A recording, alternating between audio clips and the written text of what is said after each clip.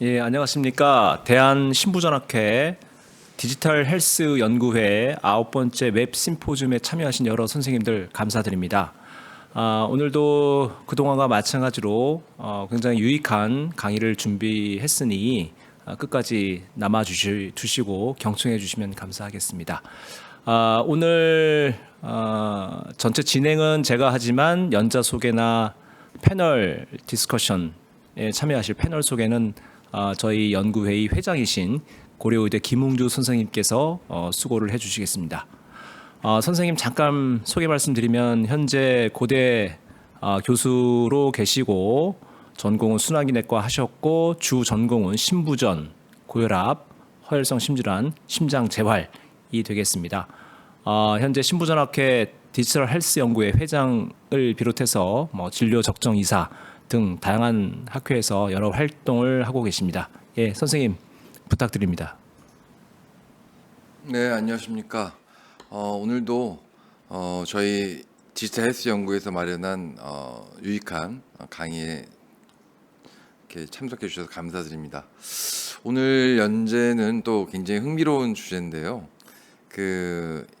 인공지능을 활용한 심혈관 질환의 진단과 예후 예측이라는 제목으로 충북대학교 의과대학의 박승 교수님이 강의해 주실 텐데요. 박 교수님 잠깐 소개해 드리겠습니다. 현재 충북대학교 병원 의공학과 인공지능센터, 아마 인공지능센터장으로 재직 중이신 걸로 알고요. 진료 분야가 의료기기시고 고려대학교 전자전파공학부를 졸업하시고 공과대학 석박사를 마치시고 지금 아마 따로 주식회사 메디브 대표이사도 함께 하시면서 다양한 학회 활동도 하시고 인공지능센터장을 하시면서 국가 과제나 그런 데 굉장히 다양하게 인볼브하고 액티브하게 활동하고 계신 젊은 신진 연구자십니다. 예, 박 교수님께 강의 청해 듣겠습니다. 부탁드립니다. 예, 안녕하십니까. 이번 발표를 맡은 충북대학교 의과대학의 박승입니다. 이번 이렇게 좋은 기회로 발표할 수 있는 기회를 주신 대한신부전학회 디지털 헬스 연구회 담당자분들께 깊은 감사의 말씀을 드리면서 발표 시작하도록 하겠습니다. 제가 오늘 준비한 내용은 인공지능을 활용한 심혈관 질환의 진단과 예후 예측에 대한 사례에 대한 내용입니다. 우선은 본 내용에 대해서 설명드리기 앞서서 의료 인공지능 기술에 대해서 어떠한 기술이며 왜 필요한지에 대해서 말씀을 드리고 최근에 이제 진행되고 있는 이런 AI 기반의 이 심혈관 질환 진단 예후 예측 연구 동향을 신부전에 특화해서 좀 조사한 내용을 발표하도록 하겠습니다. 그리고 마지막으로 저희 충북대학교 의과대학에 제가 지금 센터장을 맡고 있는 인공지능 센터의 연구 사례를 소개해드리면서 발표를 진행하도록 하겠습니다. 네, 그럼 처음으로는 이제 의료 AI 기술의 필요성에 대해서 간단하게 말씀을 드리면서 시작을 하도록 하겠습니다. 기존의 의학 같은 경우는 전쟁으로 따지면 전면전에 유사하다라고 볼 수가 있을 겁니다. 그래서 예를 들어 이제 전통적 화학요법에 대해 예시를 들어서 설명한다면 옛날에 이제 이 항암제가 작용 대상이 이제 암세포에만 적용이 되는 게 아니라 분열 속도가 빠른 모든 세포군에 대해 다 동시다발적으로 작용을 했습니다. 그렇기 때문에 골수나 소화관 점막 그리고 모낭과 같은 정상 조직도 손상되는 경우가 굉장히 많았습니다. 그래서 이러한 것들에 대해서 이제 첨단 의학이 발전을 하면서 옛날에 있던 전면전 이 중심의 전쟁이 최첨단 특수 작전으로 변화가 되고 있다고 볼 수가 있겠습니다. 그래서 우리가 마치 영화를 본다면 이제 세계 1차 대전 같은 경우는 이제 군인들이 쭉 서 있고 전쟁을 하는 느낌이었다면 최근에 최첨단 전쟁을 보면 이 AI 위성이 이제 하늘을 날아다니면서 어디에 적군이 있는지를 파악을 하게 되겠죠. 그게 이제 AI 기반의 정밀 진단이라고 볼 수가 있습니다. 그래서 이제 의료 영상이나 유전체, 생체 신호 등과 같은 다양한 의료 데이터를 총체적으로 분석을 해서 어디에 병변이 있는지 그리고 그런 병변을 어떻게 어떻게 이제 그 치료할 수 있는지에 대한 약점을 탐지하게 되겠죠. 그럼 이제 그런 것들이 적군이 이제 파악이 된다면 이 최정의 특수부대인 세포 유전자 치료제를 적용할 수가 있습니다. 그래서 유전자 교정 치료제와 같은 이런 약물을 이용해서 병소에 침투하는 이런 약물이 사용이 되고 있고, 최근에는 이 항체 의약품이 항체 약물 접합제를 기반으로 표적의 약물을 정확하게 전달을 하고 있습니다. 또한 mRNA 기술을 통해서 이 병원체 정보를 이 세포에 전달해서 면역을 유도하는 식으로 옛날에 있던 이런 항암요법이 정밀의학으로 바뀌고 있습니다. 오늘 설명드릴 내용은 이제 AI 기술에 대한 내용인데요. 그래서 AI 기술은 이제 주어진 데이터를 통해서 병을 진단을 하거나 아니면 그 병을 어떻게 치료해야 되는지 그 병의 아형을 아형을 구별하는 이런 기술이라고 볼 수가 있겠습니다. 그래서 AI 기술은 이제 기존의 의학이 빙산의 일부분, 예를 들어 증상이나 나이, 성별이나 혈액 검사와 같은 제한된 정보에 기반하여 진단에 활용이 되었다면, AI 기술은 멀티오믹스, 의료 영상, 그리고 이제 바이탈 사인, 생체 신호 등과 같은 다양한 데이터를 종합해 분석을 해서 질병을 더 정확하게 진단을 하거나 아니면 동일한 질병이라도 그 아형을 분류해서 질병의 특성을 파악할 수 있다는 점이 차별점이라고 보실 수 있겠습니다. 그래서 이러한 것들을 통해서 환자 맞춤형 치료 전략을 제시를 하고 최적의 치료법을 정할 수 있게 됩니다. 그렇게 된다면 당연히 치료 반응률을 높이고 환자의 생존율, 삶의 질 등을 크게 개선할 수가 있게 되는 것이죠. 그래서 의료 인공지능 기술은 가장 널리 활용되고 있는 분야는 의료 영상 분석입니다. 여기 보시면 이 의료 영상 분석 AI 기술들은 이 주어진 의료 영상에서 병변의 미세한 특성이나 비정형적인 패턴을 학습해서 어디에 병변이 있는지, 그 병변이 이 병기가 얼마나 진행이 되었는지 이런 것들을 예측하는 기술들입니다. 그래서 이런 의료 영상 분석 기술들은 이 폐암 CT 영상에서 폐암을 진단을 하거나 아니면 여기 보시다시피 유방 조영술 영상에서 유방암 부분을 찾아내거나 아니면 내시경 영상에서 위암을 찾아내는 등과 같은 굉장히 다양한 넓은 분야에서 활용이 되고 있습니다. 또한 여기 보시면 뇌 MRI 영상에서 뇌졸중이나 뇌종양 영역을 분석을 한다든지 아니면 이 뇌의 그 형태를 보고 알츠하이머나 이런 퇴행성 뇌질환과 같은 다양한 질환들을 조기 진단하고 이 진행 단계를 예측하는 데도 많이 활용이 되고 있습니다. 또한 안저 영상과 같은 이런 눈 영상을 통해서 이 당뇨 망막병증이나 황반변성 등과 같은 다양한 질환을 진단을 할 수 있습니다. 그래서 이런 의료 영상 분석 기술들은 굉장히 다양한 분야에서 다양한 진료과에서 활용되고 있는 기술인데요. 이러한 기술들을 적용해서 영상 판독을 보조하고 이렇게 활용을 하면 기존에 이 영상 의학 전문의가 이제 혼자서 이 진단을 하는 것들에 비해서 훨씬 정확도도 오르고 판독 속도도 크게 개선된다는 이런 연구 사례들이 있습니다. 또한 최근에는 이러한 것들이 응급실과 연결이 돼서 자동으로 환자를 선별을 해서 어떠한 사람이 과연 응급 환자인지 중증 환자인지를 조기에 선별하는 식으로 이렇게 치료 우선순위를 정하는 데에도 활용이 되고 있습니다. 두 번째로는 이 병리 이미지를 분석하는 데도 널리 활용이 되고 있습니다. 결국에 이제 암을 진단하는 데에서는 이런 그 슬라이드 영상을 기본적으로 의사 선생님들이 현미경을 통해서 이 분석을 하는 게 일반적이었죠. 그래서 이 현미경을 통해서 병리과 선생님들이 이 세포를 보고 암세포가 있는지 없는지 그리고 그의 형태랑 분포 등을 기반으로 이 병기를 판단하는 것이 일반적이었습니다.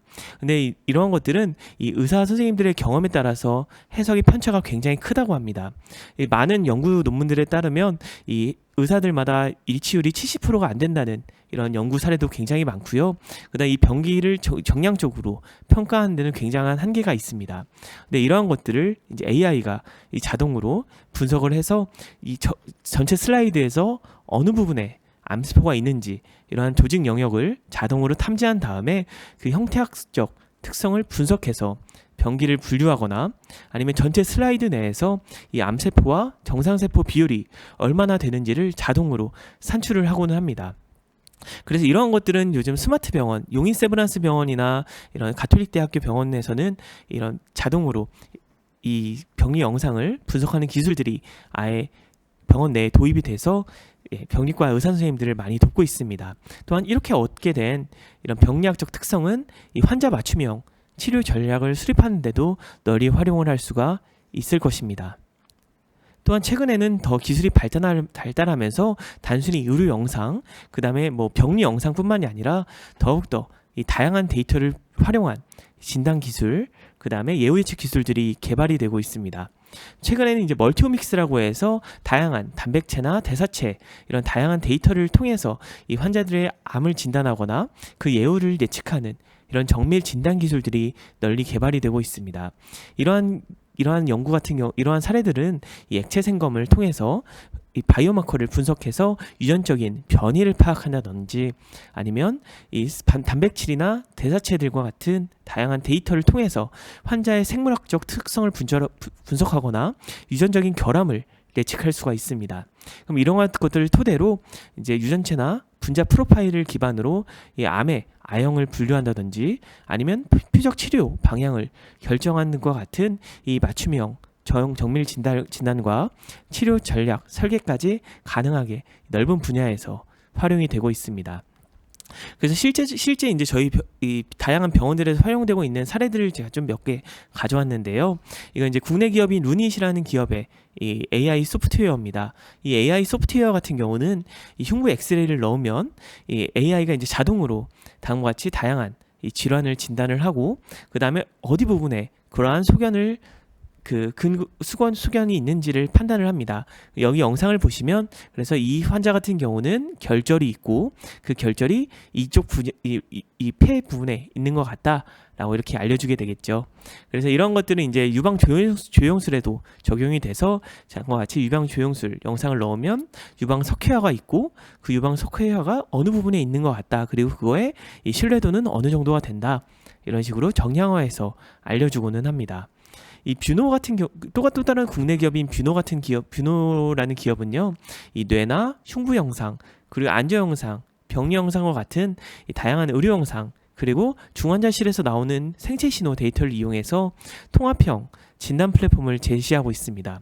그래서 여기 보시면 뇌 MRI나 CT 영상이라든지 흉부 엑스레이, 그리고 손 엑스레이 영상을 통해서 골 연령을 진단하는 이런 AI 기술들도 제공을 하고 있습니다. 이러한 것들이 이제 점차 더 다양한 분야에서 활용이 되고 있는데요.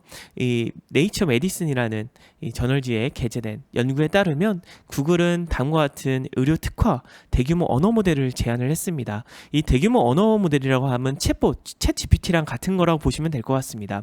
그래서 마치 의료에 특화된 이 챗 GPT를 만들었다라고 보면 될 것 같은데요. 이러한 사례 같은 경우는 이 미국 면허 시험을 이 문제를 풀게 해봤더니 정확도가 86.5%를 달성을 했고 전문가 수준의 이 성능을 입증하였다라는 이런 결과를 보이고 있습니다.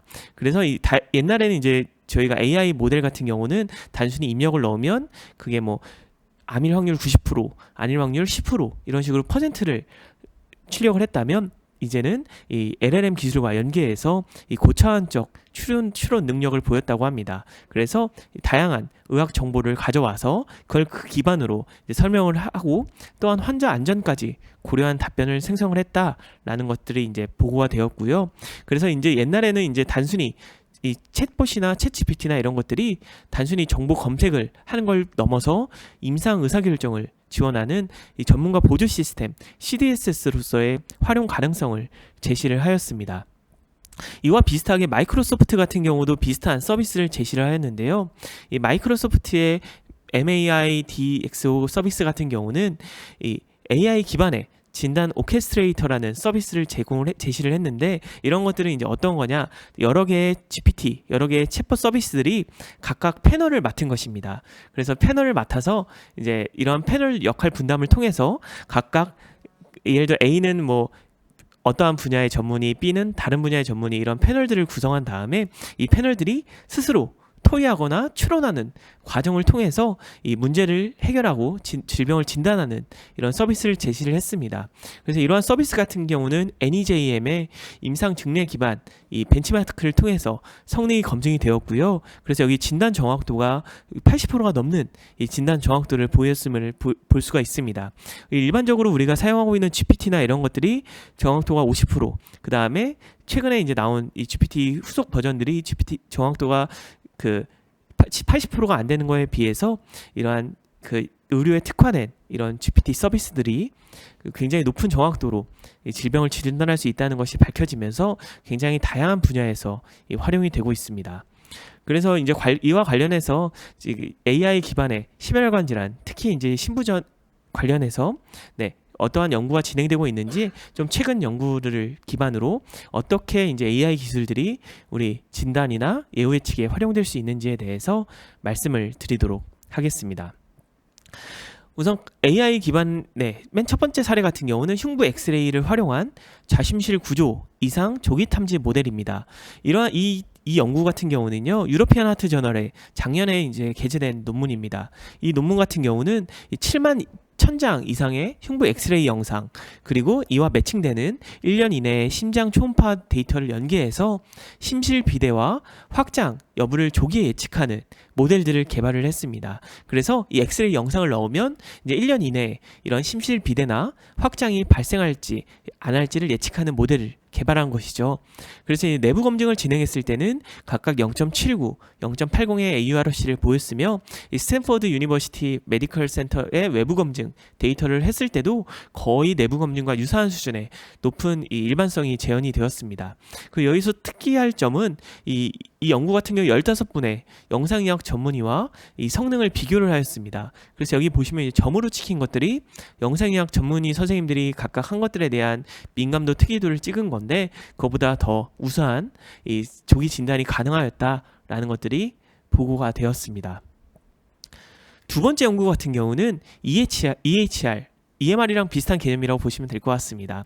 이건 이제 하트 페일리어에 게재된 연구인데요. EHR을 기반으로 신부전 환자가 1년 내 사망이나 아니면 중증 악화가 발생할지 않을지에 대한 이런 모델을 개발한 연구입니다. 그래서 이 52,000명의 신부전 환자, 그리고 거기서 파생된 약 8만 개의 입원 기록에서 이 수집된 시계열 데이터를 사용을 했습니다. 그래서 활력 징후, 실험실 랩 데이터, 그리고 처방, 시술, 진단 코드 등과 같은 이 다양한 데이터를 입력으로 이 AI 모델을 개발을 했다라고 볼 수가 있겠습니다. 그래서 여기 보시면 바이탈 사인 같은 경우는 SBP, DBP, 그리고 몸무게, 펄스, 하이트, 그다음에 오투 세츄에이션, 오투 플로우 레이트와 같은 이런 다양한 정보들이 활용이 되었고, 랩 데이터 같은 경우는 암모니아, 콜레스테롤, pH와 D다이머와 같은 이런 다양한 인자들이 활용이 되었습니다. 뿐만 아니라 이러한 것들을 기반으로 이제 입원 시간들, 그리고 입원 때 나이, 이런 것들을 이제 쭉 입력으로 사용을 하였더니 AURC 기준 0.91 이상으로 이 1년 이내에 사망이나 신부전 수술 치료를 예측할 수 있었다라는 이런 연구 사례가 보고가 되었습니다. 또한 아까 말씀드린 대로 이제 이러한 것들은 단순히 AI 모델을 넣고 이 질병을 예측하거나 아니면 이제 의사들의 이런 진단을 보조하는 뿐만이 아니라 최근에는 이 GPT와 같은 이런 LLM 기술을 통해서 점점 더 다양한 영역으로 확장이 되고 있습니다. 이 연구 같은 경우는 NEJM AI에 게재된 연구인데요. 이 GPT-4를 이제 연동을 해서 의료진이 작성한 2년간의 임상 노트랑 임상 노트를 이제 GPT가 읽고 그걸 기반으로 판단을 할 수 있게 만든 서비스입니다. 그래서 이 신부전 임상 시험의 대상자를 선별하는 시스템을 제안을 하였는데, 이 시스템 같은 경우는 그래서 이제 단순히 GPT가 자기가 알고 있는 지식일 뿐만이 아니라 의료진이 작성한 이 임상 노트를 가지고 이 판단을 하게 된 연구였는데, 이 신부전 등과 같은 13개 이 질병에 대해서 약 1,800명의 환자를 대상으로 평균 97.9%, 그리고 최대 100%의 정확도로 사람이 전문의나 아니면 이런 의료진이 수작업으로 했을 때보다 훨씬 더 정확하게 예측을 할 수 있었다라는 이런 연구 사례가 보고가 되었습니다. 또한 뿐만이 아니라 이 신부전의 아형을 분류하는 데도 이런 AI가 활용이 될 수가 있습니다. 이 란셋 디지털 헬스에서 2023년도에 이 게재된 연구 같은 경우는 이 영국의 CPRD 그 THIN 그 UK 바이오뱅크의 32만 명의 데이터를 가지고 이 87개 변수에 대해서 클러스터링을 진행을 했습니다. 그래서 이제 환자군을 5군으로 이렇게 나눠서 신부전 아형 5종을 도출을 하고 이에 대해서 외부 검증, 예후 예측, 그 유전적 검증을 수행을 했습니다. 그래서 아까 말씀드린 대로 87개 변수에 대해서 5개의 이런 클러스터를 수행을 하고 이거에 대해서 이제 각 질환에 대해서 마리오카디앙 인팍션이나 아티리얼 피브릴레이션, 오베시티, 다이아베티스와 같은 이런 다양한 질환에 대해서 이 군에 따른 이 편차를 보인 연구입니다. 이렇게 진행을 했을 때 이 AURC가 0.94가 됐고 1년 사망률에 대해서도 굉장히 그 군에 따라서 유의미한 차이가 있었다라는 것이 보고가 되었습니다. 특히 여기서 이 특정 군은 관련 유전자 다양성과 유의한 연관성이 입증이 돼서 이게 정밀의학적으로 어떻게 활용될 수 있는지에 대한 이 방향을 제시를 한 연구라고 볼 수가 있게 되겠죠. 또한 앞서 말씀드린 대로 이제 액체 생검과 같은 아니면 바이오마커와 관련된 이런 연구들도 많이 진행이 되고 있습니다.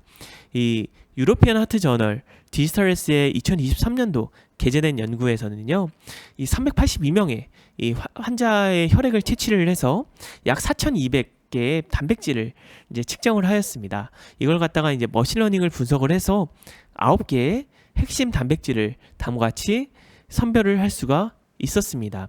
그럼 이렇게 선별을 했더니 이러한 9개의 단백질을 가지고 2.1년 동안 추적 관찰한 심혈관 사망, 이식, LVAD, 입원 예측과 같은 다양한 이 예측 모델을 개발을 하였을 때 내부 검증은 AUC 기준 0.85, 그 외부 검증은 AUC 0.80 이상으로 이 높은 수준의 이 진단 결과를 분류 결과를 정확도를 보였다는 것이 보고가 되었습니다. 이런 것들은 단순히 생체 신호나 아니 병원에 나오는 랩 데이터뿐만이 아니라 이 혈액에서 나오는 단백질에 대한 이런 빅데이터 분석을 통해서 우리가 어떠한 질병을 진단을 하는 데에 대해서 핵심 단백질을 선별을 하거나 이런 것들을 기반으로 다음과 유전자 치료제나 아니면 더 정밀의학을 할 수 있는 이런 교두보가 생겼다라고 볼 수가 있겠죠. 또한 최근에는 이제 이런 좌심실 수축 기능 저하 같은 진단과 같은 분야에서도 연구가 진행이 되었습니다. 유러피안 하트 저널 디스트레스에 나온 연구 같은 경우는 이 도쿄 대학병원에 약 3만 개의 ECG와 ECG 정보를 모으고 이걸 라벨링하기 위한 심초음파 데이터셋을 모았습니다. 그걸 이용해서 이제 7만 2천 명에 대해서 내부 검증을 하고 미쓰이 기념병원에 약 4만 8천 개의 정보의 이 케이스에 대해서 외부 검증을 진행을 하였더니 다음과 같이 심전도 영상을 기반으로 다음과 같이 5개 군을 분류를 할 수 있었고 이러한 군 분류를 통해서 이 6가지 핵심 ECG 소견을 분류를 할 수 있었다라고 보고를 하고 있습니다. 이러한 모델은 AUC 기준 0.94 정도의 성능을 달성을 했고 이 서비스 같은 경우는 단순히 뭐 질병이 있습니다 없습니다가 아니라 아까 말씀드린 대로 질병을 진단하는 데 있어서 이 핵심 소견들을 같이 제시를 해서 해석 가능성을 확보를 했다는 것이 큰 장점이라고 볼 수가 있겠습니다. 그런 것이 왜 중요하냐? 이런 것들에 대해서 이 모델의 아웃풋과 모델의 해석 기준을 설명하는 교육 영상을 제공을 하였더니 이 전문의가 이 소프트웨어를 사용하지 않았을 때는 이 판독 정확도가 63% 정도밖에 되지 않았다면 다음과 같이 이 서비스와 이 서비스를 어떻게 사용하는지에 대한 교육을 받으니까 판독 정확도가 74%로 크게 향상이 되었다는 것이 보고가 되었습니다. 이 연구는 단순히 이제 AI 소프트웨어가 그 아웃컴만을 출력하는 것이 아니라 이 진단을 하는 데에 있어서 의료진을 보조하고 이를 통해서 진단 정확도를 크게 개선할 수 있다는 것을 보여주는 아주 좋은 사례라고 볼 수가 있겠습니다. 또한 최근에는 이제 다음과 같이 다양한 예후 예측에 대해서도 활용이 되고 있는데요. 이 서큘레이션 하트 페일리어 저널지에 올해 게재된 논문에 따르면 이 연구 같은 경우는 이 심장 이식 환자를 대상으로 한 연구입니다. 그래서 CT를 찍었을 때 이 CT에 이 골 겪은 단면적을 자동으로 계산을 해서 근 감소증이 일어나지 않았는지 정의하는 AI 연구였습니다. 그래서 이렇게 군을 나눠봤더니 이 근 감소증 환자는 이 3년 이식 생존율이 크게 낮았으며 사망 또는 이식 실패 확률이 그 3.86배 증가했고, 여기 보시면 이제 입원 기간이나 아니면 다음과 같은 다양한 이 페이스메이커 그리고 스트로크 이런 관련 다양한 것들에 대해서 이 유의미한 이 차이가 있었음을 볼 수가 있었다는 연구들이 나오고 있습니다. 마지막으로 이제 아까 말씀드린 것들은 이제 병원에서 나오는 결과들 그리고 이런 혈액 검사에 대한 내용이었다면, 이런 것들이 이제 디지털 헬스케어 쪽으로도 많이 확장이 되고 있습니다. 이건 이제 네이처 메디슨의 2022년도에 게재된 연구인데요. 이 연구 같은 경우는 메이오 클리닉의 환자 420명을 대상으로 이 애플 와치를 가지고 심전도를 기록한 연구입니다. 그래서 이제 애플 와치를 이제 통해서 이 스마트 워치에 얻어지는 단위 싱글리즈 심전도 데이터를 12만 건을 모은 데이터입니다. 이런 데이터를 기반으로 이 30일 이내에 시행된 심장 초음파에서 측정된 자심실 박출률, 이젝션 프랙션이죠. 이걸 기준으로 이제 LVSD 좌심실 기능 저하를 예측하는 AI 모델을 개발을 했습니다.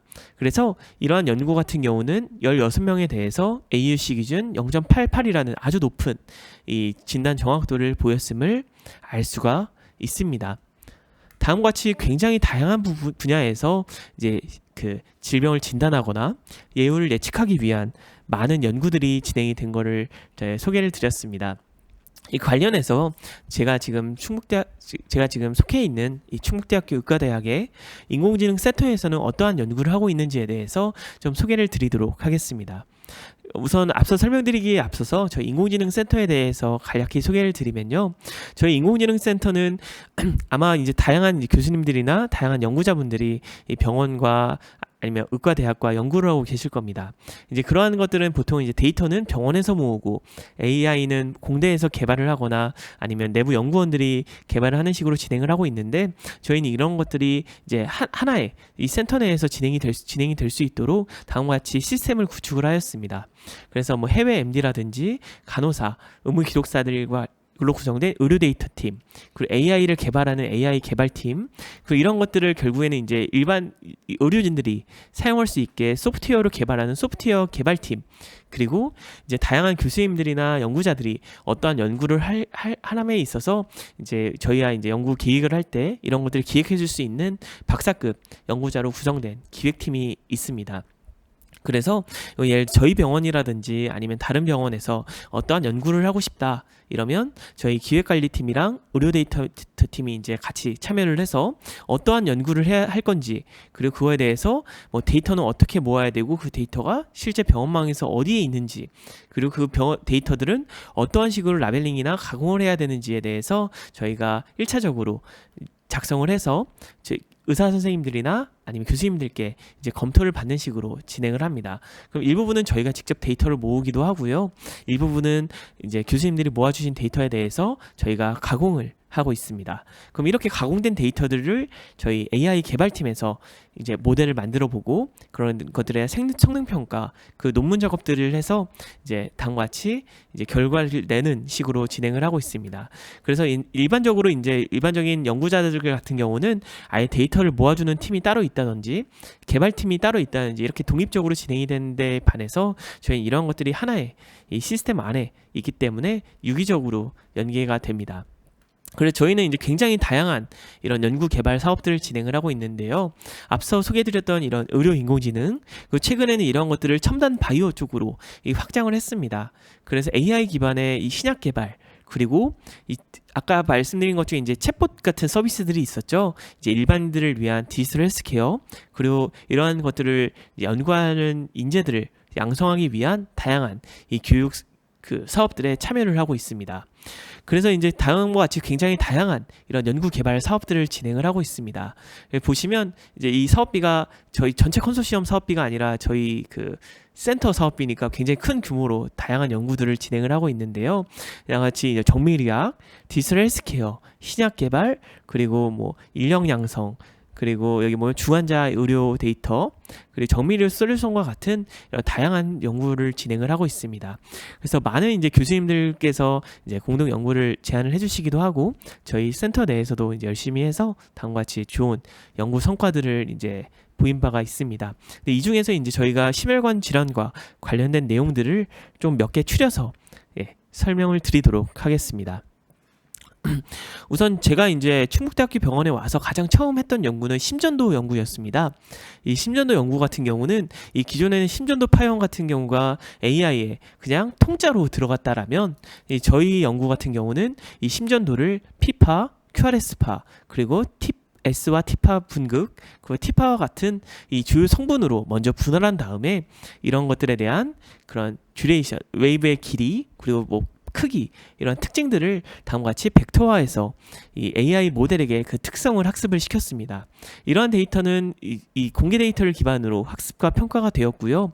이렇게 했을 때 이 12리즈 같은 경우는 AUC가 0.98이 나왔고 이 단일 리즈에 대해서도 굉장히 높은 성능이 나왔습니다. 이런 것의 특장점이 뭐냐면 보통 일반적으로 12리즈에 대한 이런 ECG 연구는 굉장히 많이 진행이 되었는데 이러한 것들은 단일 리즈에 대해 적용을 했을 때는 이 성능이 굉장히 많이 떨어지게 됩니다. 그렇기 때문에 이런 것들은 보통 이제 웨어러블 기기나 저희 아까 말씀드린 애플워치나 갤럭시 워치나 이런 기기들에 대해서는 굉장히 성능이 떨어지게 됩니다. 근데 저희는 이런 것들이 단일 리즈에서도 거의 11리즈와 동일한 성능이 나왔기 때문에 이런 것들로 가지고 논문을 이제 게재를 하였고요. 이 기술은 이제 8.5억 원 상당의 기술 이전을 통해서 심전도 패치로까지 상용화가 되었습니다. 두 번째 같은 경우는 이 심방 세동 환자에서 그 카테터 절제술 이후에 1년 내 재발 위험 예측 모델이었습니다. 그래서 이러한 것들은 이제 충북대학교 병원에 이 심방 세동 환자에 대해서 이 임상이랑 심초음파 환자, 심초음파 인자 11종을 모아서 다음과 같이 나이, 뭐 성별, 그리고 하이트, BMI, 뭐 AF 듀레이션과 같은 이런 다양한 인자들을 기반으로 이 심방세동 환자가 1년 이내에 이게 재발하지 않을지를 예측하는 모델 AI 모델을 개발을 하였습니다. 이 AI 모델은 이 177몽이라는 제한된 케이스에도 불구하고 AUC가 0.76이라는 좀 높은 수준의 이 성능을 보였고요. 여기서 특이할 수 있는 점은 기존에 임상적으로 널리 활용이 되고 있는 애플 스코어나 체드바스크 스코어와 같은 기존의 임상 지표 대비해서 훨씬 더 우수한 이 성능을 입증하였다라는 점을 이 장점으로 볼 수가 있겠습니다. 그다음 최근에는 이런 것들을 이제 신부전과 관련된 연구를 진행을 하고 있는데요.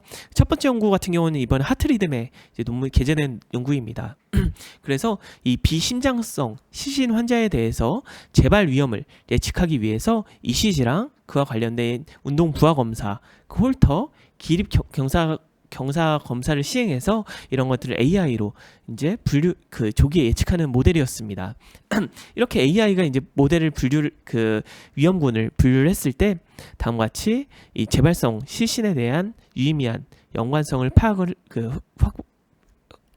도출을 했고요. 최근에는 이제 이런 것들을 좀 더 확장해서 심박동기 이식 환자에서 이 PICM 발생 가능성을 조기에 예측하는 이런 모델을 개발을 하였습니다. 이 연구 같은 경우는 이제 중앙대병원의 환자 49명의 환자의 수술 전후에 심전도 지표랑 인구 통계학적 정보를 활용해서 이 PICM을 발생을 예측하는 이 모델을 학습을 하여 최근에 그 미국의 신부전학회에 그 오랄 앱스트랙트 하이라이트 초록으로 이 선정이 되었습니다. 그래서 이러한 데이터 이제 지금은 굉장히 제한된 데이터로 연구를 진행을 하였다면 이제 이러한 것들이 점점 더 많아지고 다기관 연구로 진행이 되면서 더욱더 이 유의미한 AI 연구들이 진행이 될 것이라고 저는 생각을 하고 있습니다. 네, 그래서 이제 마무리를 짓자면 이 AI 기술은 아까 말씀드린 대로 영상, 그 병리, 그리고 바이탈 사인이나 유전체와 같은 이 다양한 분야에서 널리 활용이 되고 있습니다. 최근에는 이러한 것들이 신부전 환자의 진단이나 예측을 위해 이 정밀 의료 기술로서 고도화되고 있고요. 그래서 위험도 분류나 중증도 평가, 치료 반응 예측에 있어서 이 실제 임상 의사 결정에 적용 가능한 수준으로 이 성과들이 보고가 되고 있습니다. 앞서 말씀을 드렸지만 지금 저 같은 경우는 굉장히 제한된 데이터를 가지고 연구를 했다면 이 해외 사례와 같이 이 대규모 데이터 통합이랑 그 다음에 추론 가능한 GPT와 연계를 통한 이런 추론 가능한 AI 기법의 도입을 통해서 이러한 것들이 점점 더 적용 범위가 확장될 것이라고 생각을 하고 있습니다. 아직까지는 이제 기술에 대한 신뢰성 검증 그리고 이런 인터페이스 개발 등과 같은 임상 현장에서의 정착이 핵심 요소가 되겠지만 이런 것들은 앞으로 기술이 빠른 속도로 발전을 하면서 굉장히 많이 해결이 될 것이라고 생각을 하고 있습니다. 네, 그럼 지금까지 제 발표를 들어주셔서 감사합니다. 네, 박 교수님, 그냥 뭐 강에 훅 빠져가지고 막 듣다 보니까 30분 이상이 훌쩍 갔네요.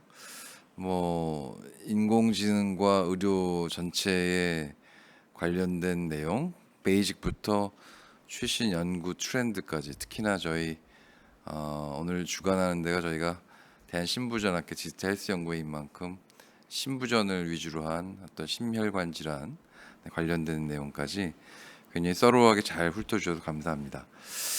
오늘 이 주제를 같이 천천히 뭐 이렇게 서로 궁금한 내용을 의논하고 질의응답하기 위해서 저희 패널로 새 교수님을 모셨습니다. 패널 소개해드리겠습니다. 저희 대한신부전학회 디지털헬스연구회의 학술위원장을 맡고 계신 박성지 교수님이시고요. 박 교수님은 서울 삼성서울병원 심장뇌혈관병원 이미징센터에 계시고 센터장으로 계시고 심장판막증, 신부전, 심장초음파, 여성 심혈관 질환 등을 주로 맡고 계시고요. 저희 신부전학회, 심장초음파학회 뭐 없어서는 안 되는 꼭 아주 중요하신 분입니다. 또 다른 패널도 소개해드리겠습니다. 아까 사회를 보신 우리 조상호 교수님께서는 한림의대 근무 중이시고요. 저희 대한신부전학회 디지털 헬스연구회 교육위원장이시고요. 그래서 오늘 이런 프로그램들을 오가나이즈 하고 계시고 한림 심장혈관센터 한림대학교 성심병원에서 순환기내과 근무 중이시고 인터벤션도 많이 하시지만 뭐 저희 신부전학회 디지털뿐만 아니라 굉장히 사실 다른 학회에 학술이사 등을 하시면서 아주 다양한 조예가 깊습니다. 다음 패널로 참여해주신 우리 조영진 교수님은 서울의대 분당 서울대학교 병원에서 근무 중이시고요. 주로는 순환기내과 내에서도 이제 부정맥 파트를 맡으시면서 실제로 인공지능과 뭐 아까 심전도를 기반으로 한 그런 내용도 많이 같이 연구하고 개발하고 계신 걸로 알고 계십니다. 자, 뭐 우리 이제 질의응답 시간은 사회자이신 교육위원장 우리 조상호 교수님께 마이크를 넘겨드리겠습니다. 네. 좋은 강의 잘 들었습니다. 그 AI에 관한 내용은 뭐 여러 강의를 들었는데 실제 저희 의학 분야, 특히 그 심장 분야 중에서도 신부전 분야에 대한 여러 실제로 이루어지고 있는 연구에 대해서 많이 잘 소개시켜 주셔서 감사드리고, 제가 생각하기에 요즘 AI 분야는 되게 이미지 분야가 굉장히 급속도로 발전을 하고 있고, 또 EKG를 가지고 뭐 거의 모든 질환을 다 진단을 조기에 내리는 그런 데이터들을 많이 보는데, 특히 뭐 우리나라에도 많은 업체가 있죠. 많은 업체가 있고 또 세계적으로도 뭐 여러 업체가 있는데 좀 회사마다 좀 다른 것 같기도 합니다. 어떤 회사는 그냥 EKG 그 이미지를 가지고 하는 회사도 있고, 어떤 회사는 그 로 데이터 뭐 숫자로 나열된 그 많은 로 데이터를 가지고 있는 회사가 있는데, 어떻게 동향이 어떤가요? 우리나라는 제가 알기로는 몇몇 회사 크진 않죠. 몇몇 회사들은 그냥 그 로 데이터를 가지고 하는데, 다른 나라는 다 이미지를 가지고 하나요? 예, 말씀 감사드립니다. 보통 이제 옛날에는 이제 이런 심전도 영상 쪽으로 많이 진행이 됐다면 그런 것들은 굉장히 제한이 많습니다. 사실은 영상으로 되면 이제 그 전극끼리 겹치는 부분도 생기고 노이즈도 심하고 해상도 문제로 인해서 이 분석을 못하는 경우가 꽤 많거든요. 그래서 최근에는 이제 그런 것들을 XML 형태로 아까 말씀드린 그런 로우 데이터 형태로 바꾸는 연구들이 많이 진행이 되고 있고 그런 것들이 웨어러블 기기랑 많이 연동이 되면서 요즘 로우 데이터를 분석하는 쪽으로 많이 이제 기술들이 전환이 되고 있는 것 같습니다. 네, 오늘 좋은 말씀 감사드립니다. 오늘 말씀하신 내용 중에서 마이크로소프트 맥스 DXO를 들으면서 제가 느끼는 생각은 이제 AI가 멀티 디스플레이너리 팀 어프로치를 할 수 있는 시대가 되었구나 하는 생각을 하면서 저희가 병원에서 멀티 디스플레이너리 팀 어프로치를 할 때 얼마나 모든 과가 모여서 하기가 힘든지를 생각을 해보면 정말 이제 정말 발전된 시대가 되지 않았나 이런 생각을 하게 됩니다. 제가 지금 이제 교수님 말씀하시는 걸 들으면서 드는 질문이 두 가지가 있는데요. 첫 번째는 보면은 아까 제 카드 페일리어 2022년 논문을 말씀하실 때 말씀해 주신 내용 자체가 뭐가 있냐면 이렇게 롱지투디널 데이터를 사용했다 이렇게 말씀을 해 주시는데 저희가 이제 심부전도 그렇고 심혈관 질환 모든 분야들이 보면 일시적으로 이렇게 데이터가 시점에서의 데이터가 아니라 롱지투디널 데이터가 굉장히 중요하잖아요. 그러니까 이 롱지투디널 데이터를 분석을 하고 그걸 가지고서 딥러닝을 하고 이런 것들은 제가 잘은 모르지만 어려울 것 같다라는 생각이 많이 들어요. 그래서 이런 심부전 이 분야에서 심혈관 질환 분야에서 이 롱지튜디널 데이터의 중요성이 있는데 이런 것들에 대해서는 어떤 분석을 하고 어떤 식으로 사용을 해서 연구를 하고 있는지가 궁금하고요. 이게 되게 어려울 것 같다. 저희가 예전에 이제 논문 쓸 때 이 롱지튜디널 데이터 집어넣고 분석하고 하는 거 굉장히 어려운데 그건 어떤 식으로 하는지에 대한 질문이 첫 번째입니다. 네. 예, 말씀 감사드립니다. 사실은 이제 그런 단위 시점에 대한 연구들은 지금까지 많이 진행이 되었는데요. 그리고 환자를 이제 정확하게 진단을 하거나 아니면 예후를 관리를 하려면 롱기튜셔널한 이런 데이터는 필수적이라고 생각을 합니다. 그리고 최근에 그런 것들에 대한 연구의 필요성이 대두가 되고 있는데 그게 현실적으로 그 데이터를 모으는 것 자체가 굉장히 어려운 일입니다. 왜냐하면 결국에 그 환자에 대한 이런 추적 관찰이 꾸준히 필요하고 그 중에 이제 결국 드랍되는 케이스들도 있을 테니까요. 그런 것들에 대해서 그래서 원래는 이제 최근까지는 그런 것들이 후향적 연구로서 많이 진행이 되었다면 그래서 병원 내 EMR에 있는 데이터 중에서 뭐 몇 년 이상 추적 관찰이 된 케이스를 기반으로 뽑았다면 근데 그런 것들은 결국 바이어스가 이제 심하게 걸리는 경우가 많습니다. 최근에는 그런 것들이 이제 조형학적 연구를 통해서 우리가 어떠한 데이터를 어떻게 모으고 어떻게 관찰하겠다 이런 식으로 데이터를 모으는 이런 연구들이 많이 진행이 되고 있는 것으로 알고 있습니다. 그래서 관련해서 난이도는 굉장히 사실은 어마어마하게 난이도가 높은 작업이지만 그런 것들에 대한 이제 연구자들의 필요성 이 연구의 필요성은 모두 연구자들이 공감을 하고 있고 이게 좀 번거롭지만 그런 데이터를 모아야 이제 유의미한 것들이 나온다는 것들을 이제 모두 다 공감을 하고 있기 때문에 최근에는 그러한 데이터를 모으는 이런 사업들이나 그런 것들을 모으는 이제 병원들도 많이 있는 것으로 알고 있습니다. 그래서 후향적 같은 경우는 이제 EMR 데이터 중에서 장기 추적 환자 리스트 중에서 장기 추적이 된 환자들 대상으로 데이터를 뽑거나 아니면 아예 처음부터 전향적 연구 설계를 통해서 데이터를 모은다라고 봐주시면 될 것 같습니다. 사실 또 한 가지 질문 자체가 아까 교수님께서 보여주신 이제 충북대학교 인공지능센터에서 나오는 논문들이 보면 환자의 수 자체가 소규모인 연구들이 많잖아요. 그러니까 그런 논문들에 대해서 AUC가 얼마다 이렇게 이제 말씀을 해주시고 이게 논문, 그러니까 이런 AI 기반 모델이 사용하기가 AUC가 높아서 예측을 할 수 있다라는 결과인데 사실은 보면 이전에 저희가 임상적인 논문을 쓸 때도 논문의 결과가 그러니까 이런 이미징 모달리티 사용해서 AUC가 얼마다? 그래 그러면 그걸 임상적으로 어떻게 적용할 건데 이게 제일 문제잖아요. 그래서 그런 부분들에 대해서 이게 보면은 리프로듀서빌리티라고 클리니컬 임팩트를 찾아내는 게 제일 어려운 연구인데 사실 AI 연구도 마찬가지인 것 같아요. 똑같은 주제로 굉장히 많은 연구 결과들이 있기 때문에 그래서 교수님께서는 이 부분을 어떻게 하실 생각으로 있으신지 궁금합니다. 말씀 감사드립니다. 그 재현성 이슈는 사실 굉장히 중요한 이슈라고 생각을 합니다. 그 굉장히 많은 AI 연구들이 진행이 되고 있지만 어떻게 보면 이제 실제 병원이나 임상 환경에서 쓸 수 없는 이러한 케이스는 굉장히 많거든요.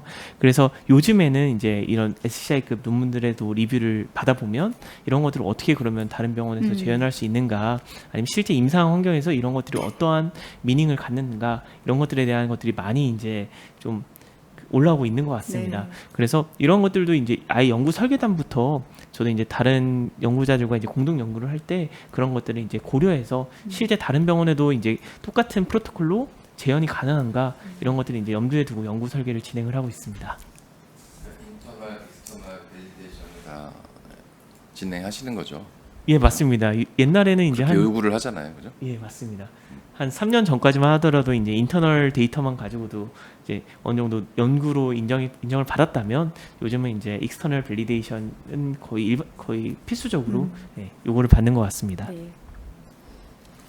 네, 분당 설립금의 조영진이고요. 오늘은 조금 이제 임상가 측면에서 조금 더 이제 디스커션과 이제 코멘트 몇 가지를 좀 말씀을 드리면, 박선 교수님 말씀에 너무나 동감을 하고요. 저희가 이제 박선 교수님 너무 좋은 모델들 개발 연구 발표 잘 해주시고, 너무나 이제 앞으로 좋은 심혈관 질환 예후 예측에 도움이 많이 될 것 같은데, 실제로 이제 현장에서 어떻게 쓸 것인가 하는 것들이 좀 중요할 것 같습니다. 이를테면은 이제 싱글 리드로도 잘 작동하도록 이제 모델 잘 개발하셨지만, 이제 그걸 그러면 애플워치를 사용하는 사람들한테 다 적용할 거냐.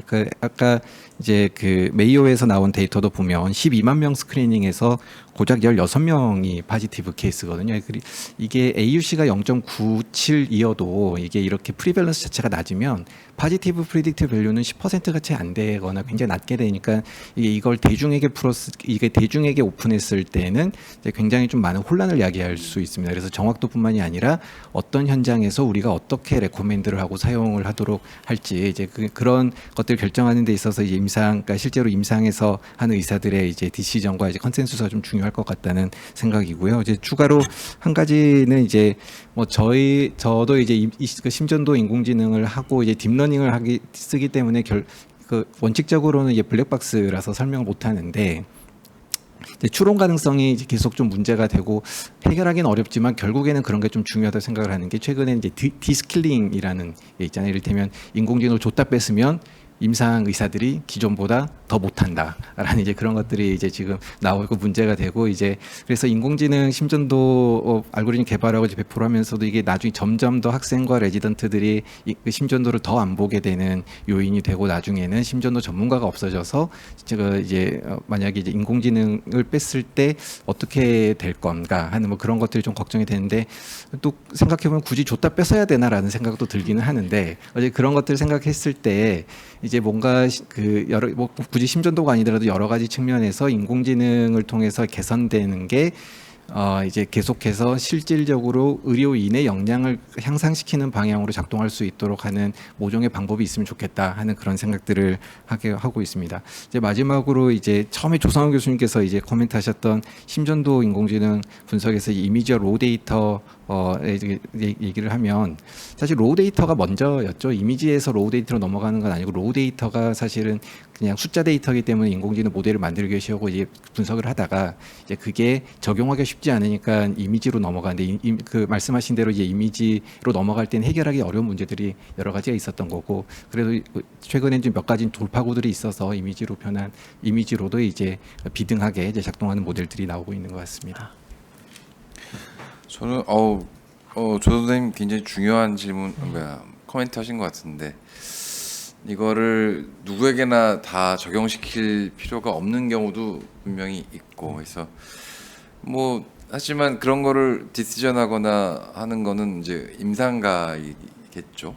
근데 다른 것도 그렇지만 다 올드에이지에서 아까 잠깐 소개해 주신 기술이 했다는 거는 보니까 벡터 단위로 벡터화해서 트랜스포머로 학습시켜서 ECG를 심전 원리드 가지고 나온 심전도도 0.977이니까 AUC가 AFib 예측이, 그죠?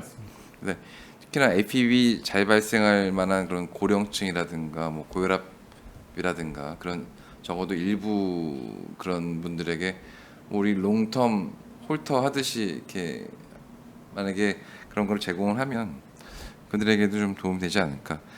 개발자 입장에서는 그것까지 고려할 필요는 없을 것 같아요. 그거를 이제 적용하는 거는 크리니션하고 벤더 비즈니스 기획하는 쪽에서 이제 뭐 어떻게 해야 되겠죠.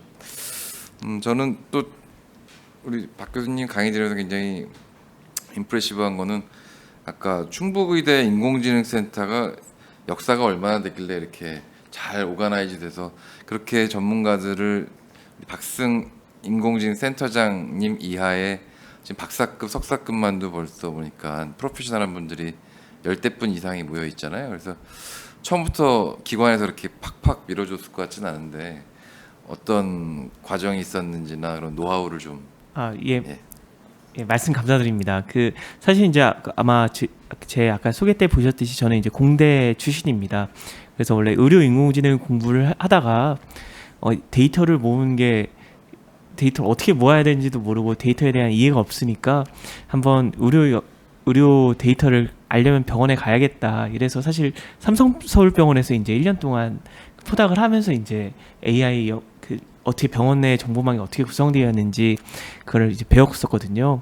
근데 그때 이제 느꼈던 게 병원에 들어온 건 좋은데 또 병원에서는 공대 이런 기술자가 없으니까 어떻게 보면 기술을 개발하고 싶어도 이런 공대 교수님들이나 연구소나 아니면 기업들에게 이제 의존을 할 수밖에 없었습니다. 그래서 병원 내에서 이제 결국에는 그런 기술자를 모아놓으면 또 병원이 진짜 원하는 것들이나 아니면 임상 교수님들이 연구하고 싶어하는 분야를 할 수 있겠구나 싶어서 이제 충북대학교 병원에 임상 조교수로 발령을 받으면서 이제 그때부터 이제 이렇게 팀을 꾸리게 된 거고요. 그래서 그런 것들을 이제 제가 학교에 있었을 때나 아니면 병원에 있었을 때 했던 경험이나 아쉬운 점들을 좀 기반으로 이렇게 만들게 되었습니다. 그래서 그렇게 됐는데 이제 그래도 많은 분들이 도와주셔서 좋은 실적도 내고 그러다 보니까 결국 이제 이런 좋은 인재들도 모이고 또 그렇게 해서 좋은 사업들을 이제 많이 추진하고 있게 되었습니다. 말씀 감사합니다.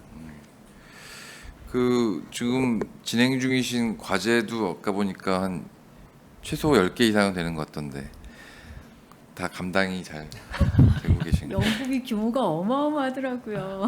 네. 그러니까 전체 버젯 여러 컨소시엄 중에 선생님 기관에서만 받은 거를 아까 네. 나열하신 거잖아요. 그래서 그런데도 여전히 많은 여기 참여하시는 패널 교수님들이나 혹은 이 방송을 듣고 계신 다른 교수님들이 나중에 연락 주시면 또 같이 하실 의향이 있으신 거죠?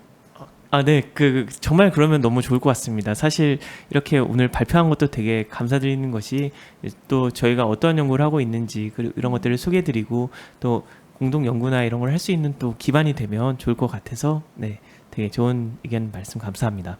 네. 여기 마지막 슬라이드 우리 박 교수님 전화번호랑 이메일은 안 올라가는 것 같은데 나중에 여기 닥터빌로 연락하면 아마 서로 연결해 주실 걸로 기대합니다. 어떻게 더 추가 코멘트나 질문 갖고 계신가요?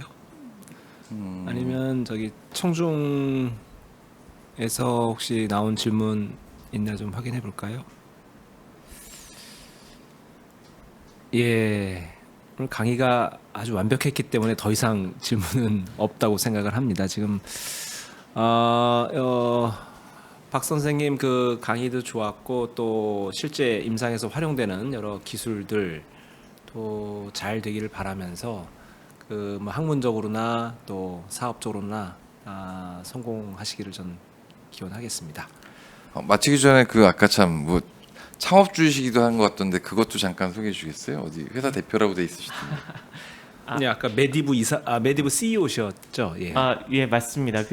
이제 저희 충북대학교 같은 경우는 이제 아무래도 지리적으로 조금 이제 충북 지역에 있다 보니까 이런 의료 인공지능 연구를 하거나 이럴 때 요즘은 이제 국제 사업들이 이제 기업들이 같이 조인을 해서 들어가는 이제 컨소시엄식의 운영이 많습니다. 근데 이제 그러다 보니까 이제 충북 지역은 좀 그런 것들을 할 수 있는 기업들이 많이 없기도 하고 아쉬운 점이 있어서 네, 저희가 이제 어떻게 보면 충북대 임상 교수님들이 공동 연구를 할 때 같이 카운터파트로 들어갈 수 있는 이런 기업을 구성을 해서 거기서 이제 저희가 교수님들이 만든 기술을 갖다가 소프트웨어 시키거나 아니면 그런 관련된 아까 말씀드렸던 그런 심전도 서비스를 개발하거나 이런 것들을 이제 맡고 있습니다. 그러면 충북의대 산학협력단의 지원을 받는 교내 창업기업 그런 건가요? 원래는 이제 제가 충북대 병원 임상조 교수 때 만든 거라서 그 이후에 이제 학교로 발령을 받아서요. 근데 안 그래도 이제 최근에 이런 충북대학교 산학협력단에서 자회사 편입 제의가 들어와서 이제 그걸 추진하고 있습니다. 그렇게 되면 이제 좀 더 많은 걸 할 수 있지 않을까 생각합니다. 그 한 가지 또 갑자기 현실적인 문제가 생각났는데 우리나라에서만 해도 지금 EKG 베이스로 진단하는 AI 업체가 벌써 제가 아는 것만 해도 박 선생님 거 포함해서 한 4군데가 되거든요. 근데 또 아까 보니까 동경대 쪽에서도 뭐 하고 있고 또 좀 미국 쪽에서도 많고 하고 있는데 이 경쟁이 굉장히 심화될 것 같은데 앞으로의 돌파구는 뭐가 있을까요? 예, 말씀 감사드립니다. 사실은 그래서 저도 처음에 생각했을 때는 이걸로 갖다가 저희가 기술을 만들어서 이제 판매를 해야 되나라고 이제 생각을 했었는데 아까 말씀 주신 대로 결국에는 요즘 굉장히 많은 기업들이 이런 스마트 웨어러블 기기 심전도 분석 기술을 상용화하고 있고, 네, 그럼에도 불구하고 이제 그 좀 시장 자체는 제한적이기 때문에 저희는 이제 그런 것들을 결국 기술 이전을 통해서 다른 기업에게 이제 그 기술을 저희가 플랫폼 만들고 AI 기술을 만들어서 기업에다가 이제 이전하는 식으로 진행을 했습니다. 저희가 이제 주력적으로 하고 있는 거는 그 정밀의학, 그러니까 신약 개발 쪽이라고 봐주시면 될 것 같습니다. 예, 오늘 강의 굉장히 유익했고 많은 선생님께 도움이 되셨으리라 생각합니다. 예, 그럼 오늘 9번째 우리 대한신부전학회 인공지능 연구회가 아니죠. 지금 디지털 헬스 연구회 웹 심포지움을 마치도록 하겠습니다. 예, 장시간 경청해 주신 여러 선생님 감사합니다. 다음에 뵙겠습니다.